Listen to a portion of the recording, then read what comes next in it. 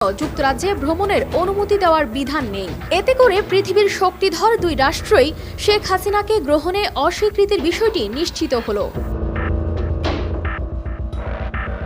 এমন পরিস্থিতিতে প্রশ্ন উঠছে, তবে কোথায় আছেন সাবেক এই প্রধানমন্ত্রী?